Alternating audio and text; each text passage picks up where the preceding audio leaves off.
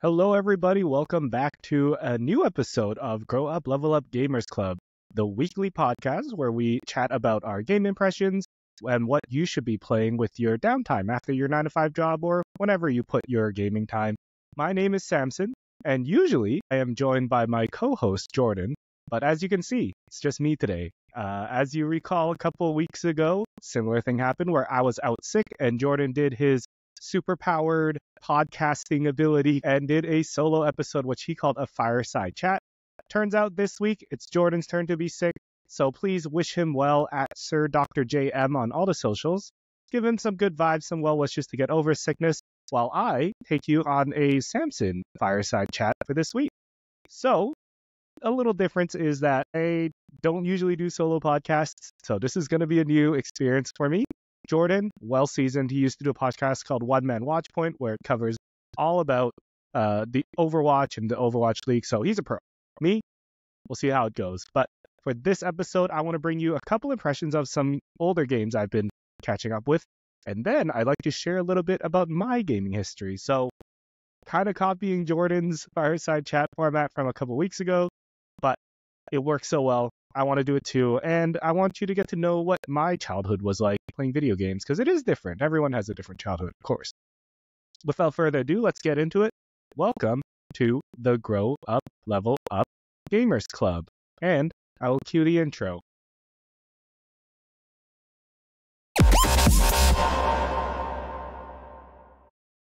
I hope that came through on the feed. So welcome to Grow Up, Level Up Gamers Club, the podcast where we chat about our impressions and reviews for what you should be playing in your downtime, game time, whatever you want to call it. Still trying to work out a tagline for this podcast.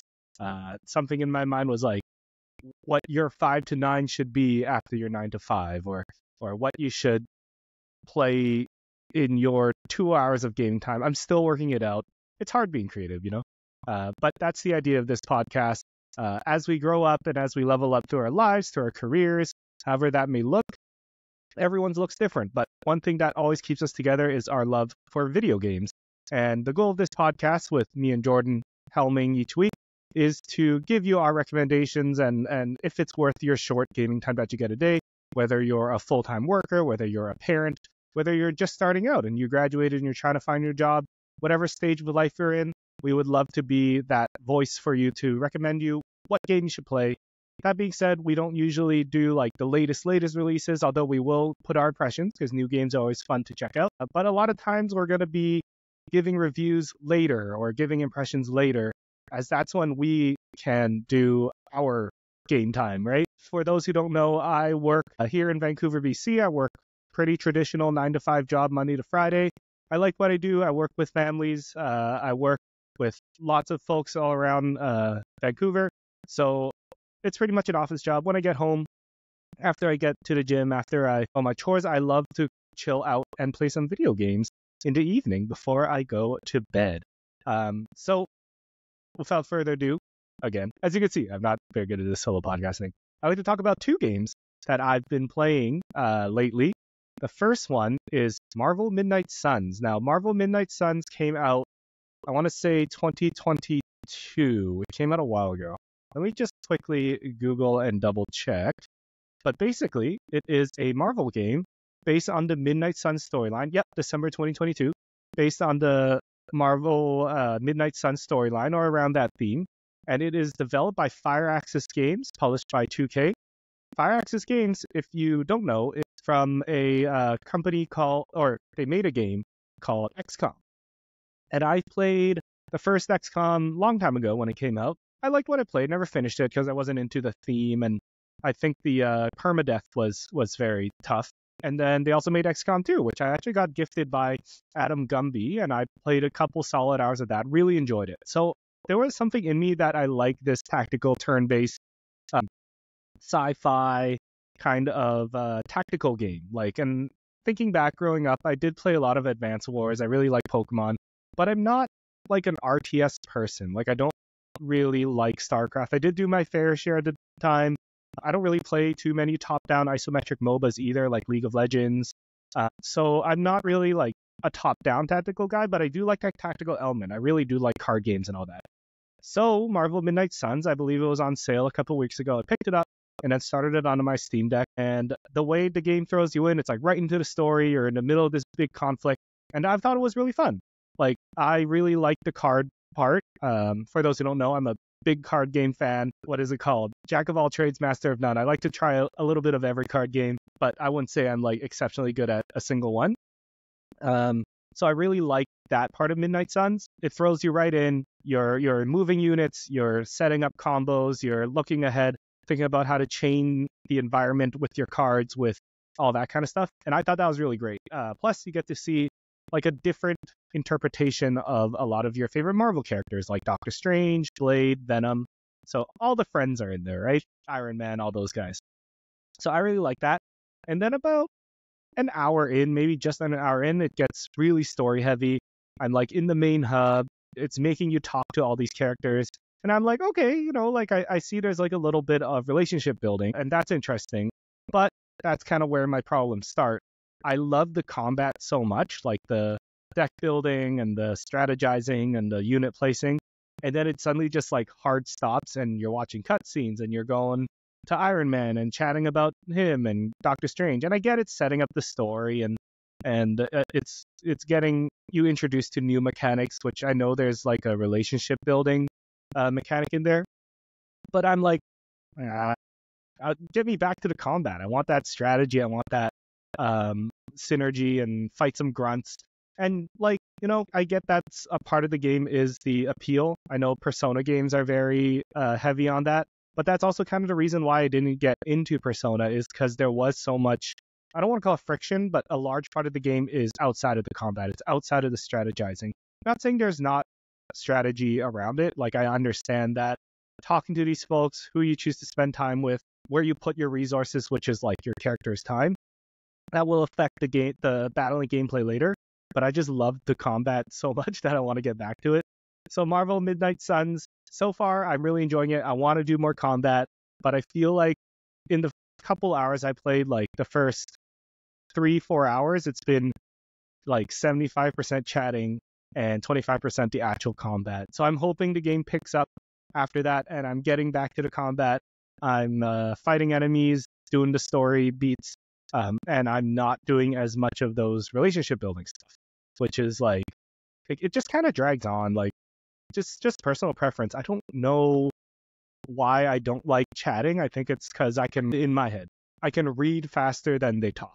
So I end up just like, read descends A, read descends A, read descends A. And then at that point, I'm like, I wish I can just speed through the reading. Like, even in Pokemon, I always, when I play like on a system that can let me fast forward, I always hit fast forward and I'm reading everything because the regular one is just not fast enough.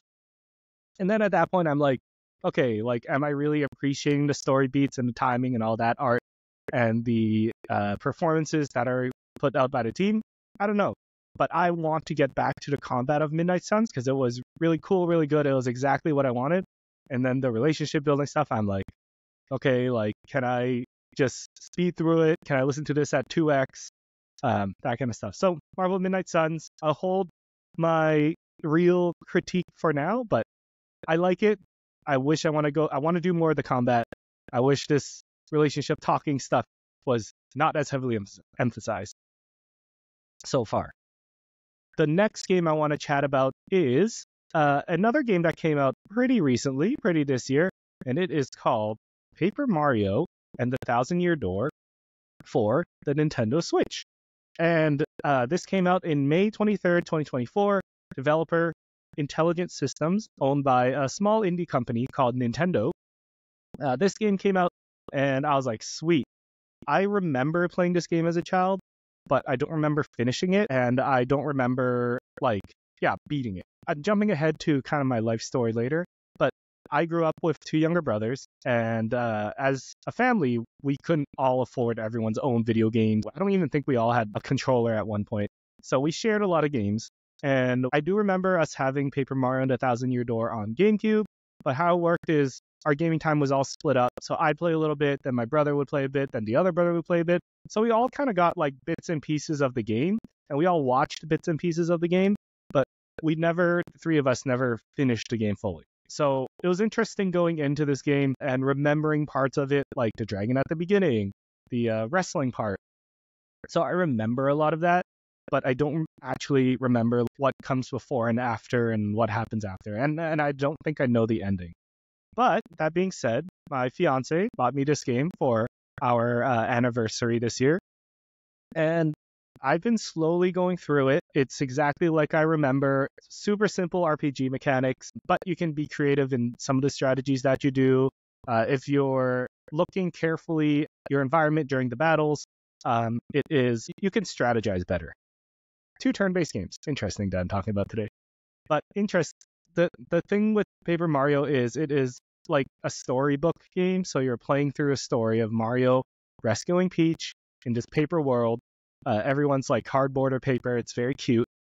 And you do these battles in these turn-based stage plays. Like the battle scene breaks out into like a stage and there's an audience. And the audience you can appeal to for buffs, or they can try to mess with you by throwing items at you and whatnot. So I thought the setup is really creative, really interesting. It like kind of exists in some, okay, is this a storybook? Is this in the Mario world? Plus the writing, super funny. The character is super charming and cute. You see like a remix of a lot of different characters. So I thought that was really fun. And I really enjoyed this game so far. I would say I'm about like 5-6 hours in. It's not that long of a game. I think it's under 20 hours or something. But it really does feel like you're playing through a story. Like at no point of the game did I game over yet. At no point in the game did I find like really frustrating and hard. Although I will say the blocking and parrying mechanic is quite tricky. Haven't mastered that yet. But I wouldn't say the game has been hard so far.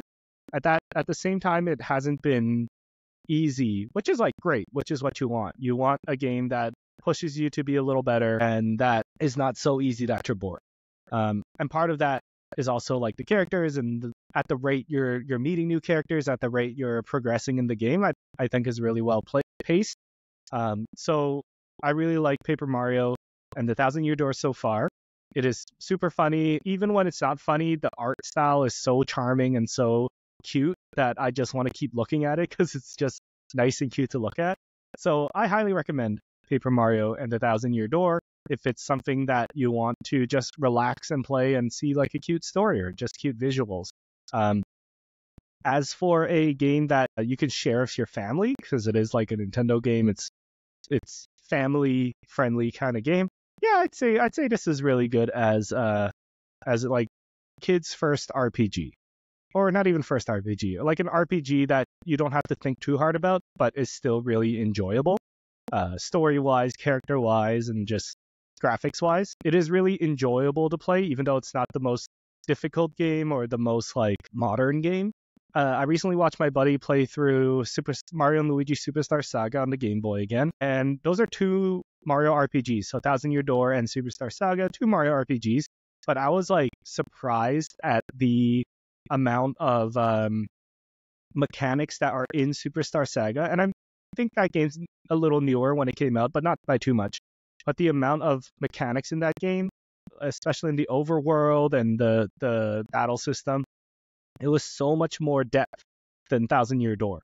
Not saying that Thousand Year Door doesn't have any depth at all, but I was just surprised because one's a Game Boy game, one's a GameCube game, but the difference is in presentation and all that.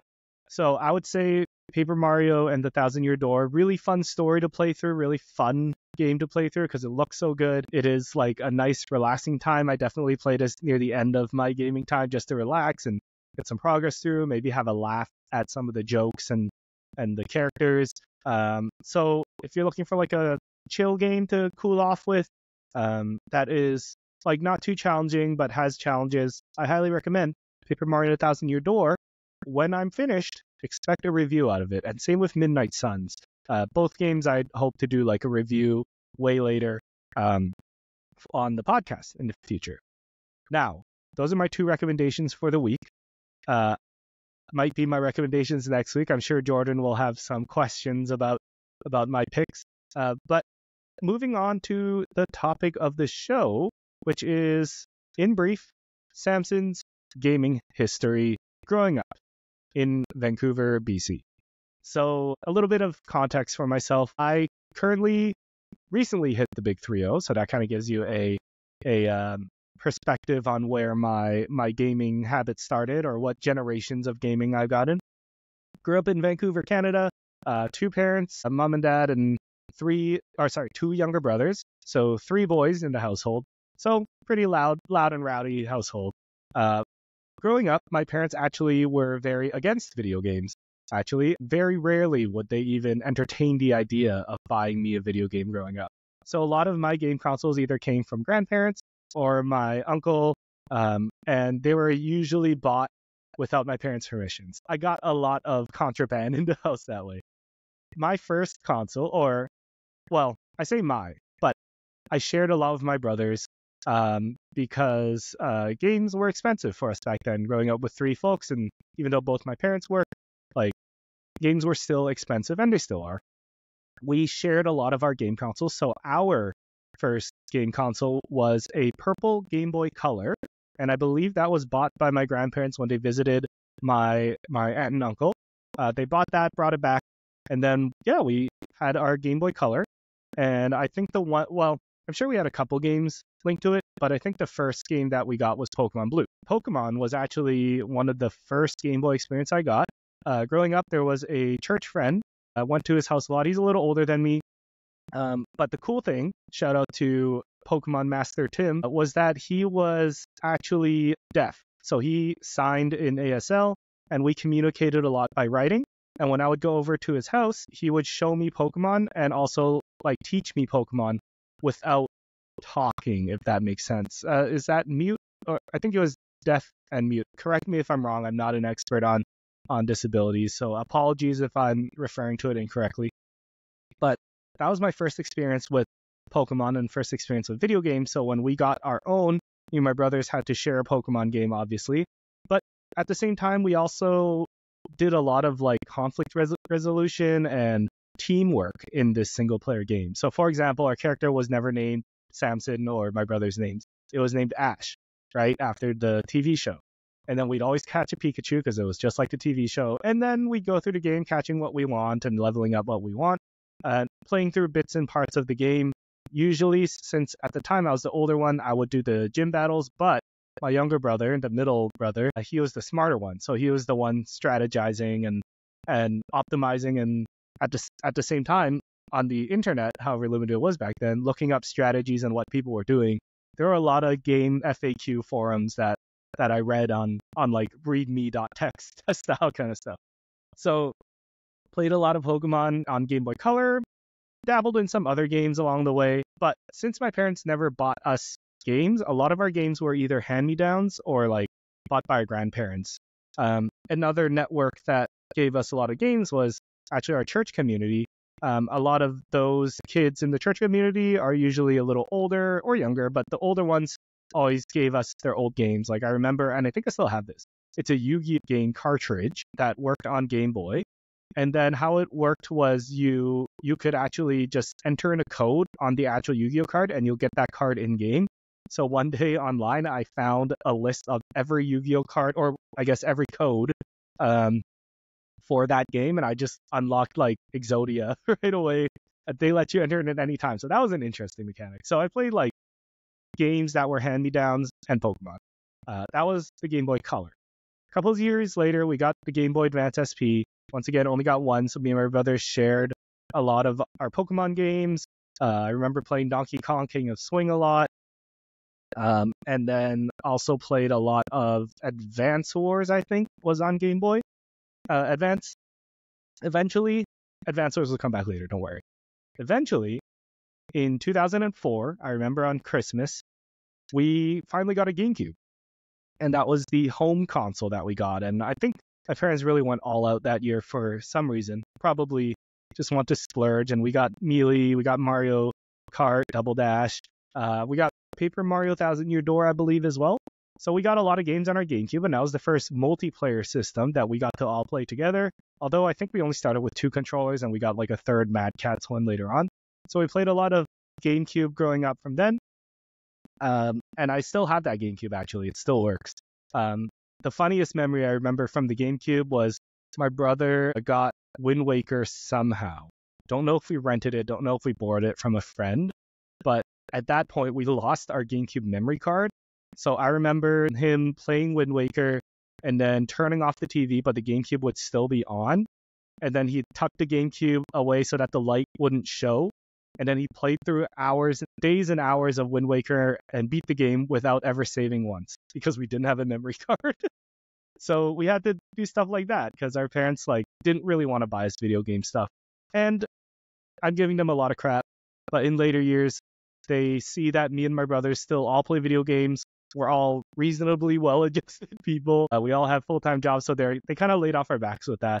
I think part of the video game, I don't want to say hate, video game aversion was they saw lots of people who were addicted to video games, and that to the point where they don't go outside, they don't work, and they're just wasting their lives away. And I kind of explained it a little older. I kind of understood that a lot of folks that are quote unquote addicted to video games or whatever it is, could be drugs, could even be exercise. People who have addictive behaviors, the behaviors come from a certain other need, and usually it's a mental health need, and it just manifests itself in different ways, right?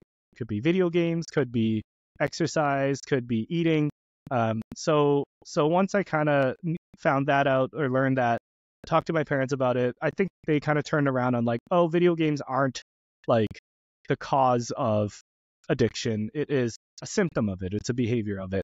So from that, they see lots of people have their mental health manifests in many different ways. If it is kind of bad, right? So once they learned that, they kind of cooled off on the video game aversion. But growing up, it makes sense too. You don't want kids to play too many video games because then that becomes their only way of knowing how to socialize, conflict resolute, all that kind of stuff. Kids should be interacting with other kids, going outside, learning new things. Not saying there isn't a time for video game for kids, but it shouldn't be the only thing that kids do. Anyways, quick little tangent. Something I always want to talk to Jordan about too. Maybe in a future episode. Anyways, we got our GameCube, enjoyed that. Mealy, so much fun every day. But I would say it was in middle school. This was around 2006, 2007, 2005. And the DS was already in full swing. And one Christmas, I got my DS. It was a silver DS Lite. No, my first DS was a dark blue original fat DS. And then I think it broke one day when I dropped it. The hinge came off. So rest in peace to that. But I got the DS. And then that was kind of when gaming stopped being an entertainment thing and being a social thing. Because at that time, being at that age, everybody had a DS. And I don't know about the rest of the world, but in Vancouver, where I grew up, with a large Asian population, everybody also had something called an R4. Or a little later, a new brand came out called the Ace card. Basically, 4s and Ace cards are flash cards, and they are DS cartridges, but they have a micro SD card in them that you can take in and out, and you can load anything on them. So I'm diving into sketchy territory now. I didn't know. I was a child. But basically, you can pirate games. And this is why Nintendo always talks about this, but the DS had they sold so many units of DS, but they couldn't attach software to it. People weren't buying games after they bought the DS because everybody just bought flash cards, just bought those R4s and then downloaded whatever game they wanted. They had tons and tons of games. So I got my DS. Somehow I got an R4. I don't remember how. I think a friend's dad bought them and gave it to him, and then he sold it to me. And I bought that. And that is how I experienced so many games that I should have not experienced because I didn't buy them legally. I apologize. I buy all my games now. Piracy is bad. Okay. But played a lot of DS games like Tetris, Mario Kart. I remember there was a math teacher in high school that would just smoke everyone in Mario Kart and Tetris. So when you went on big, long road trips, like a ski trip, it would just be a lobby of 12 people playing Mario Kart, and he'd just be first place every time. Same with Tetris. But that was what made it fun because everybody had a DS, even the teachers. And then everyone played together, handheld, brought them to school. There's a corner of kids playing Mario Kart, some kids playing Tetris. I think at one point we had a Call of Duty Modern Warfare lobby on DS, and that was kind of fun. So a lot of people played DS, and that was a great bonding experience for everyone because growing up where I was in Vancouver, large Asian population, So video games were more well accepted, especially playing outside. So everyone played together. I loved my DS. I had the blue one, and then it broke one day. A couple years later, I got a silver DS Lite, and I got stolen from my locker. Real sad about that. And then after that, yeah, I think I got like a DSi at some point, and then later on, it was the 3DS era and onwards. And I might have to share that another time. But basically, my childhood started with the Game Boy Color. I played a lot of games from like friends from church, friends from school lent to us, and we shared around. That's one thing about games that I think people take for granted is back then, I could go to my buddy Chris and be like, hey, I'll give you, like, if you lend me Pokemon Sapphire, I'll lend you, I don't know, Kirby Nightmare in Dreamland. And we just do the trade right there, and then we give it back when we're done with it. That kind of stuff is trickier now because I feel like a lot of kids these days grow up with digital games, so you don't really trade or share that way. At the same time, stuff like Roblox and Fortnite, it's free, so it doesn't matter that you have to buy games. You could just hop on and play whatever game you want and spend your time and hours there. So a lot of my childhood was spent playing games with friends and socializing with them. It was really very much a tool to make friends with and to be parts of groups with. And a lot of those friends I'm still friends with today. Like, actually, we still play a lot of games together today, whatever it is, spend those nights on Discord just hanging out. So we really like it and enjoy it. Growing up now, I think we're all PC gamers, just naturally flowed into the fact that we do our work on PC and we invest time and money into our PCs to have like a decent gaming rig so that you can do multiple things on a computer. But it all started with the Game Boy. I would say my biggest years were spent on the DS, and I really, just treasure those times because a lot of those games I still remember fondly. I mentioned it earlier, like Advance Wars on the DS. I played so much of. I don't even think I was like playing with other people. I just liked the aesthetic and the strategy and all moving those units. So there's like some sort of turn-based tactical part of my brain that I really like because of Advance Wars. Moving into Midnight Suns and all the card games and RPGs I play now. That is my part one of gaming history, because I think after the DS, around the time the 3DS came out, that was when I started getting my own money and my own job, and that's a whole other era of Samson playing video games. So that ends my quick childhood exposure to games. If you have any questions or anything you want to know about my childhood, like maybe what game I think I played the most on. We didn't have hour counters back then. What game I think I played the most on, please leave a comment below.